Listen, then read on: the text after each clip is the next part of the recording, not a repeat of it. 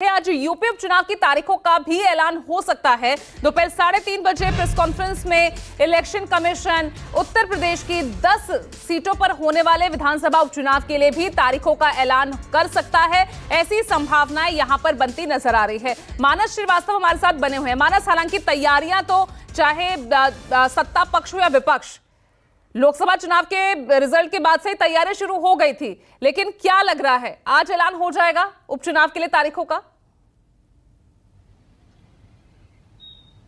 देखिए, उत्तर प्रदेश की सियासत में जो हलचल है उसके मुताबिक तो चुनाव की तारीखों का ऐलान आज ही हो जाएगा।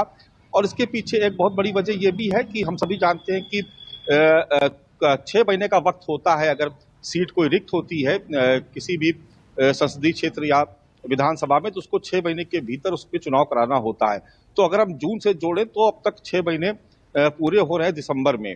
तो इस लिहाज से भी देखा जाए तो नवंबर के महीने में चुनाव होने चाहिए। तो ऐसा लगता है कि चुनाव की तारीखें घोषित हो जाएंगी। और खास तौर से जिस तरीके की तैयारी बीजेपी और समाजवादी पार्टी की तरफ से दिखाई पड़ रही है, उसको देख के भी ऐसा अनुमान है कि आज 10 विधानसभा सीटों पर तारीखों का ऐलान हो जाएगा। इन 10 में से 9 विधानसभा सीटें ऐसी हैं जहां पर लोकसभा चुनाव लड़ने की वजह से जो विधायक सांसद बन गए वो सीटें रिक्त हुई। एक कानपुर की सीसामऊ सीट जरूर ऐसी है, इरफान सोलंकी, जिनकी सदस्यता इसलिए रद्द कर दी गई थी क्योंकि उनको 2 साल से ज्यादा की एक मामले में सजा हो गई थी। तो समाजवादी पार्टी को अगर देखें तो वो तो अपनी तैयारी पूरी कर चुकी है, उसने 6 सीटों पर उम्मीदवार भी घोषित कर दी है। कहा यह जा रहा है कि एक सीट जो है वो कांग्रेस को ऑफर की गई है, बाकी बची हुई 3 सीटों पर भी उम्मीदवार समाजवादी पार्टी घोषित कर देगी। वहीं भारतीय जनता पार्टी की तैयारियों को देखें तो अभी 2 दिन पहले ही दिल्ली में बैठक हुई थी जिसमें उत्तर प्रदेश के सीएम, दोनों डिप्टी सीएम, धर्मपाल सिंह जो संगठन मंत्री हैं, प्रदेश अध्यक्ष भूपेंद्र चौधरी, ये सभी लोग बैठे थे। और उसमें तय हो गया कि किसी भी सहयोगी दल को सीट नहीं दी जाएगी सिवाय राष्ट्रीय लोकदल को छोड़ करके, जिनको मीरापुर सीट दी गई जो पश्चिमी उत्तर प्रदेश से आती है। बाकी बची हुई 9 सीटों पर भारतीय जनता पार्टी अपने अकेले दम पर चुनाव लड़ेगी। और इसको लेकर के भारतीय जनता पार्टी पहले से ही अपना मन बना चुकी थी। और मुख्यमंत्री योगी आदित्यनाथ, अगर आप देखेंगे तो मिल्कीपुर जो सबसे करीब की सीट है, अयोध्या की सीट, वहां से लेकर के और गाजियाबाद तक का वो दौरा कई बार कर चुके हैं। और लगातार एक विधानसभा सीट पे कम से कम वो 2 से 3 बार जा चुके हैं। और मिल्कीपुर की बात किया तो वहां पर उनके अब तक 5 दौरे हो चुके हैं लोकसभा चुनाव के बाद से। तो भारतीय जनता पार्टी इस उपचुनाव को लेकर के बेहद संजीदा है क्योंकि उत्तर प्रदेश में उसको अपनी कोई भी साख को वापस जीत के आना है। और खास तौर से जो अयोध्या की जो हार हुई उसका बदला मिल्कीपुर सीट से लेने के लिए भारतीय जनता पार्टी ने जबरदस्त तैयारियां कर रखी हैं। बिल्कुल, तो बेहद इंटरेस्टिंग इस वक्त तस्वीर उपचुनावों को लेकर भी सामने आ रही है। लेकिन रमन, यहां कांग्रेस की भूमिका पर सबसे ज्यादा नजर रहेगी क्योंकि लोकसभा चुनावों में चाहे महाराष्ट्र हो या झारखंड हो, दोनों ही जगह बेहतरीन प्रदर्शन रहा कांग्रेस का।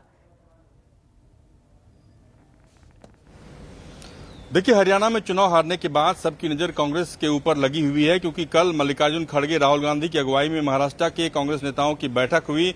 उस बैठक में ये ताकीद दी गई, ये कहा गया कि अति आत्मविश्वास से लवरेज नहीं होना है क्योंकि महाराष्ट्र के लोकसभा चुनाव में कांग्रेस का परफॉर्मेंस काफी अच्छा रहा।